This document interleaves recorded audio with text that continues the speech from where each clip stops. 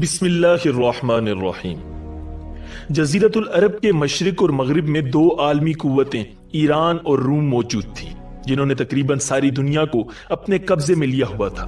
ایسی حالت میں صدائے لا الہ الا اللہ بلند ہوئی اور حق کو فتح نصیب ہوئی۔ اسلام کی پے در پے فتوحات نے دشمنان اسلام کو چونکا دیا تھا۔ حضرت صلی اللہ علیہ وسلم کی جانب سے فرمانرواؤں سے مراسلت اور انہیں اسلام کی دعوت دینے کا سلسلہ جاری تھا۔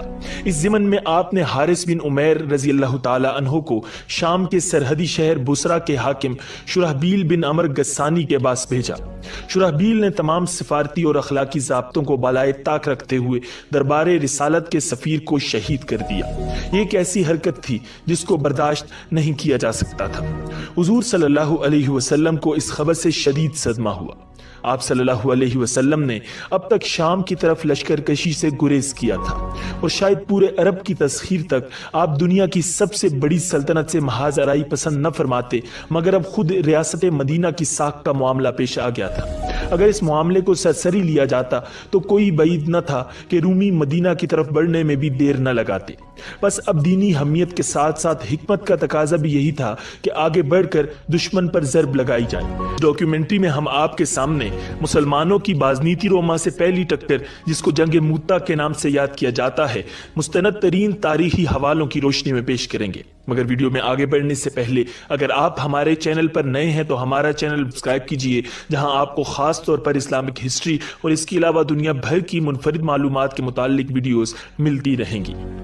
رسول اللہ صلی اللہ علیہ وسلم نے جمادی الاولیٰ سن 8 ہجری میں 3000 مہاجرین و انصار کا لشکر مرتب فرما کر اسے شام کی سرحدوں کی طرف روانہ کر دیا۔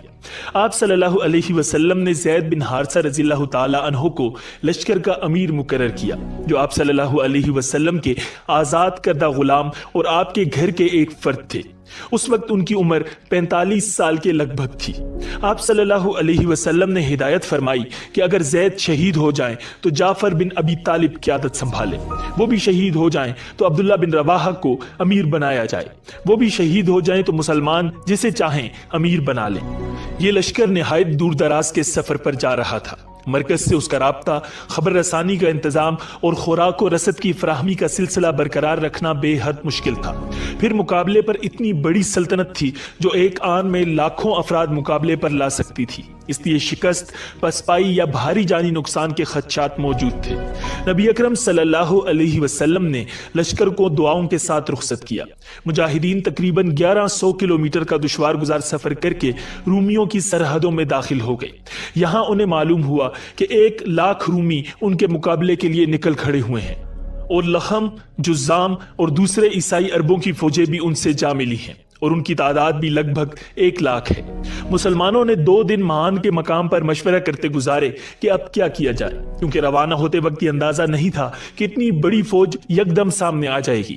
جہاں دیدہ صحابہ کرام نے رائے دی کہ یہیں ٹھہر کر حضور صلی اللہ علیہ وسلم کو خط روانہ کر کے دشمن کی تعداد بتائی جائے، جس کے بعد حضور صلی اللہ علیہ وسلم امدادی فوج بھیج دیں یا حکم دے تو ہم نتائج سے بے پرواہ ہو کر جنگ میں کود جائے۔ مگر اس موقع پر عبداللہ بن رواحہ رضی اللہ تعالی عنہ نے مسلمانوں کی ایمانی قوت کو جھنجھوڑتے ہوئے کہا، مسلمانوں تمہیں کیا ہو گیا ہے؟ آج تم اسی چیز سے ڈر رہے ہو جس کے شوق میں گھروں سے نکلے تھے، تم شہادت کی تلاش میں نکلے تھے۔ ہم کبھی بھی تعداد، کثرت اور طاقت کی بنیاد پر نہیں لڑے، ہم اس دین کے بل بوتے پر لڑتے آئے ہیں جس کی وجہ سے اللہ رب العزت نے ہمیں عزت بخشی۔ بس اب 2 ہی باتیں ہیں اور دونوں ہی بہترین ہیں، یا تو فتح ملے گی یا شہادت۔ یہ سن کر سب کے حوصلے بلند ہو گئے۔ سب نے کہا، اللہ کی قسم عبداللہ نے سچ کہا۔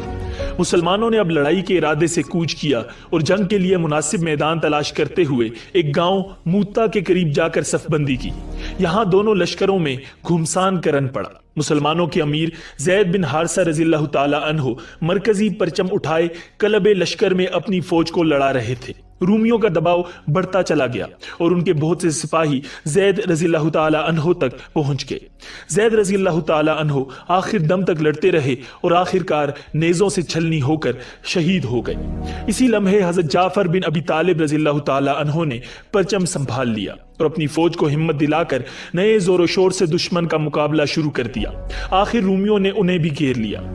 وہ فرار کے وسوسے سے بچنے کے لیے اپنے سرخ گھوڑے سے نیچے کود گئے، ساتھ ہی گھوڑے کی اگلی ٹانگیں کاٹ دیں تاکہ کوئی رومی اس پر سواری نہ کر سکے۔ وہ دائیں ہاتھ سے پرچم تھامے بائیں ہاتھ سے لڑتے رہے۔ دایاں بازو کٹ گیا تو انہوں نے پرچم بائیں ہاتھ میں اٹھا لیا، بایاں بازو بھی کٹ گیا تو انہوں نے پرچم کو دونوں کٹے ہوئے بازوؤں کے ساتھ سینے سے چمٹا لیا۔ دشمن ان پر پے در پے حملے کرتا رہا، آخر تلواروں اور نیزوں کے 90 زخم کھا کر وہ گر پڑے۔ یہ سب زخم سینے اور بازوؤں پر تھے، ایک زخم بھی پشت پر نہیں تھا۔ حضرت جعفر رضی اللہ تعالی عنہ کی شہادت کے ساتھ عبداللہ بن رواحہ رضی اللہ تعالی عنہ نے کمان سنبھال لی اور فوج کو لڑانے لگے۔ چونکہ مسلمان اپنے مرکز سے بہت دور ہونے کی وجہ سے خوراک و رسد سے محروم تھے، اس لیے عبداللہ بن رواحہ رضی اللہ تعالی عنہ نے کئی روز سے کچھ نہیں کھایا تھا۔ ان کی حالت کو بھانپتے ہوئے ان کے چچا زاد بھائی نے تھوڑا سا گوشت پیش کیا اور بولے، کچھ کھا لو تاکہ کچھ توانائی آ جائے۔ انہوں نے ابھی ایک لقمہ لیا تھا کہ ایک طرف سے رومیوں کے آگے بڑھنے اور مسلمانوں کے جوابی حملے کا شور گونجا۔ انہوں نے گوشت پھینک دیا اور اپنے آپ سے بولے، تو دنیا میں لگا ہوا ہے اور لوگ جان کی بازی لگا رہے ہیں۔ یہ کہہ کر شمشیر بکف آگے بڑھے، گھوڑے پر سوار لڑتے رہے۔ جب دشمنوں کا دباؤ زیادہ بڑھا تو پیادہ لڑنے کے لیے گھوڑے سے نیچے اترنے کی ضرورت محسوس کی، مگر اس میں یہ خطرہ تھا کہ فرار کا کوئی موقع نہ رہتا۔ اترنے میں کچھ تردد ہوا تو اپنے آپ کو مخاطب کر کے فرمایا، اب کس چیز کا شوق باقی ہے؟ اگر بیویوں کا تو انہیں طلاق، غلاموں کا تو وہ آزاد، باغ اور جائیداد کا تو وہ اللہ کے لیے خیرات۔ یہ کہتے ہوئے وہ گھوڑے سے اتر پڑے اور پہلی صف میں جا کر بڑی بے جگری سے دشمن پر حملہ آور ہوئے۔ آخر ایک دشمن نے نیزے کا ایسا وار کیا جو سینے سے پار ہو گیا۔ آپ مسلمانوں اور رومیوں کی صفوں کے بیچ میں گر پڑے اور ساتھ ہی پکار کر کہا، مسلمانوں اپنے بھائی کی لاش کو بچا لینا۔ مسلمانوں نے فوراً رومیوں پر دھاوا بول کر انہیں پیچھے دھکیل دیا اور ان کی لاش اٹھا لائے۔ ان کے گرتے ہی اسلامی پرچم ثابت بن ارقم رضی اللہ تعالی عنہ نے اٹھا لیا تھا۔ مسلمانوں نے انہی کی قیادت میں لڑنا چاہا، مگر اس وقت کسی غیر معمولی قائد کی ضرورت تھی جو اپنی شجاعت، تدبیر اور حکمت عملی سے پوری اسلامی فوج کو دشمن کے ہاتھوں تباہ ہونے سے بچا سکے۔ اس لیے ثابت بن ارقم رضی اللہ تعالی عنہ نے فوراً حضرت خالد بن ولید رضی اللہ تعالی عنہ کو پرچم دے دیا اور بولے، آپ جنگوں کا زیادہ تجربہ رکھتے ہیں۔ باقی سب نے تائید کی اور یوں مکہ کے مایہ ناز جرنیل کو پہلی مرتبہ مدینہ کی فوج کی قیادت کا موقع ملا۔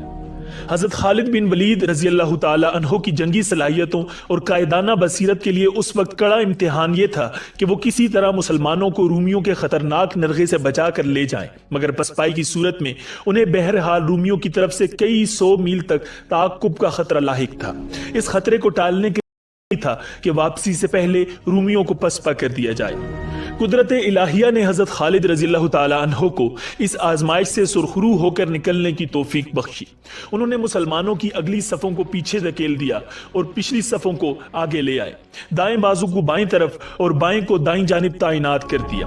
جگہ تبدیل کرنے سے ایک طرف تو دشوار مقامات پر تازہ دم سپاہیوں کو کھڑے ہونے کا موقع ملا، دوسرے اس نقل و حرکت سے رومیوں پر ایک نفسیاتی رعب طاری ہو گیا۔ اب جو جنگ چھڑی تو مسلمان بڑی پامردی سے لڑے، انہوں نے دشمن کو غیر معمولی جانی نقصان پہنچایا۔ حضرت خالد بن ولید رضی اللہ تعالی عنہ نے بذات خود اس جوش و خروش سے تلوار چلائی کہ یکے بعد دیگرے ان کی 9 تلواریں ضربات کی شدت کے باعث ٹوٹ گئیں۔ آخر میں انہوں نے چوڑے پھل والی یمنی تلوار استعمال کی جو ناکارہ ہونے سے محفوظ رہی۔ رات کی تاریکی چھانے پر دونوں فوجوں نے لڑائی روک دی۔ حضرت خالد رضی اللہ تعالی عنہ نے اس دوران مسلمانوں کی کچھ ٹولیوں کو لشکر سے دور بھیج دیا جو صبح کے وقت بہت بلند آواز سے تکبیر کے نعرے لگاتی ہوئی لشکر میں شامل ہوئیں۔ اس سے رومیوں کو یہ محسوس ہوا کہ مسلمانوں کو کمک مل رہی ہے، اس لیے انہوں نے جنگ جاری رکھنا نقصان دہ سمجھا اور پیچھے ہٹ گئے۔ حضرت خالد رضی اللہ تعالی عنہ کو اسی موقع کا انتظار تھا، انہوں نے فوراً مدینہ کی طرف کوچ کر دیا۔ رومی اس خدشے میں مبتلا رہے کہ یہ مسلمانوں کی جنگی چال ہے، وہ انہیں تعاقب پر اکسا کر صحرائے عرب کی بھول بھلائیوں میں پھانسنا چاہتے ہیں، اسی لیے انہوں نے پیچھا کرنے کی کوشش نہیں کی۔ اللہ رب العزت کی طرف سے حضور صلی اللہ علیہ وسلم کو اس لڑائی کی ساری اطلاعات دی جا رہی تھیں۔